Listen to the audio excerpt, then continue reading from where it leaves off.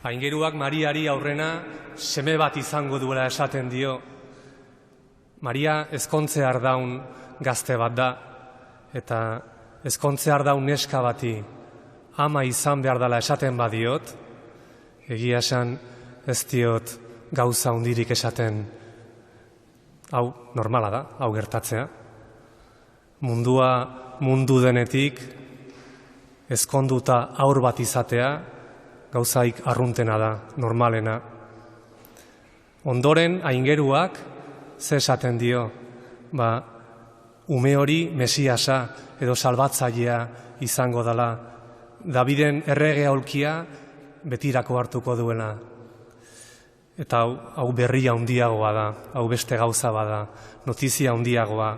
Baino, egia esateko, hau ez da ere erabateko nobedadea, Israelek bazekien Mesiasa edo salbatzailea etortzear zagoela, eta Maria, Israeldarra izanik, bazekin egunen baten salbatzaile hau emakume batengandik jaioko zala. Sorpresa da noski emakume hau bea izatea, Nazareteko gazte apalau, baino nobedadea ez da erabatekoa, hau gertaziteken eta gertatu zaio Mariari. Guztiontan badau zeo zer, Mariari kuadratzen ez diona. Harrigarria da, harrigarria aingeruai ematen dion erantzuna guztionen aurren. Nola gertatuko dau, ez bai dut gizonik ezautzen? Maria Joserekin ezkontzear dago, ez aldaki neska honek, umek nola etortzen dien mundu honta, ez aldaki? Bai, badaki Mariak, ederki asko daki nola etortzen dien aurrak mundu hontara. Baina zeo zerk ez dio kuadratzen Mariari. Eta galetuko dio, nola gertatuko dau, nola? Ze galdera arraroa, nola gertatuko da, beti gertatu izan dan bezala? Guk ze ulertuko genuke han egongo bagina, aingeruaren hitzen aurren ze ulertuko genuke. Beida Maria, ezkontzear zaude, Joserekin ezkondu barzea, Jose Daviden ondorengoa da, berekin semea izango dezu, era naturalean, eta seme hori salbatzaile izango da, Mesiasa izango da. Eta aurronek, salbatzaile honek, Daviden errege aulkia betirako hartuko du. Gauza berri zoragarria, berria handia, Mesiasa gauza handia da, baino dena natura hutsa da. Hau, Jangoikoaren aingerua Marianengana etorri da naturalki gerta daiteken zeo zerren berri emateko? Hau besteik ez? Hoi besteik ez esateko? Beste zeo zereon bar da, hemen, beste zeo zereon barra dauke. Eta Maria galetuko dio, nola gertatuko dau? Eta gero gehituko du, ez dut gizonik ezautzen, hau da Virginia naiz. Badirudi ere, Mariak ezkondu ondoren Virginia izateko asmoa zuela, hau gutzat guztiz harrigarria da, guztiz, oso. Baina badakigu garai hartako juduen artean, hau ez zala guztiz ez ezaguna. Aingeruaren erantzuna. Espiritu Santua jeitsiko da zugana, eta goikoaren indarrak bere itzalpean hartuko zaitu. Jainkoarentzat ez baida ezer ezinik. Hau da, gertatu behar dana, gertatuko dana, ez da naturak bere kabuz egin dezaken zerbait. Ez, grazi hutsa da gertatuko dana, opari bat. Mariak bere indarrekin, bere indar soiekin, bete zezaken zeo zertako, ezan aingerun iragarpen bat behar. Ezan jangoikok behar, ez da ere.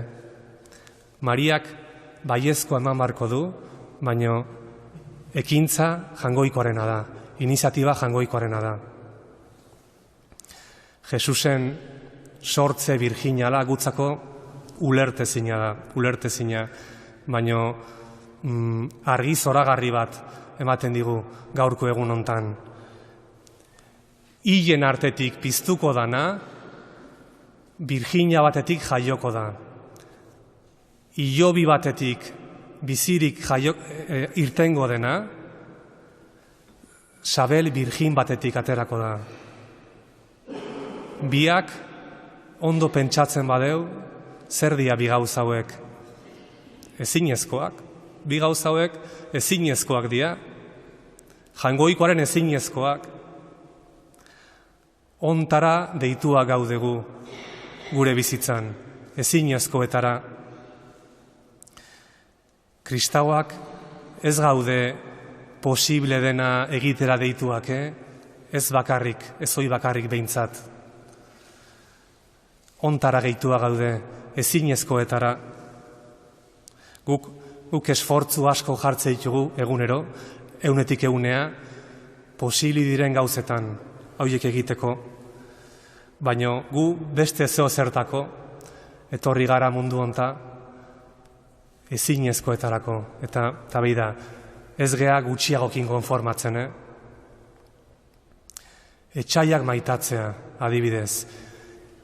Min egin didan pertsona bati, bihotzez barkatzea. Ez alda ezinezko hau, gure indarrakin bakarrik. Senar bat, emaztea, seme alabak, betiako maitatzea, betiako. Fedeltasunez eta ilusioz. Gaur egun, ez alda ezinezko hau, Jangoikoak laguntzen ez balin badigu, edo apaizgoan, ez gure arteko banaketak handitzea, baizik eta apaizok elkarturik kristau herriaren zerbitzari apalak izatea, ez alda ezinezko hau, Jangoikoarengan oinarritzen ez balin bagea, eta ez gure indarretan. Gaurko festak itxaropen handiz betetzen gaitu, itxaropen handiz. Mariak bere sortzearen une beretik, Jangoikoaren graziari erabat irekia egon da. Bai bere bihotzean, baina baita bere gorputzean, hau da harrigarriena.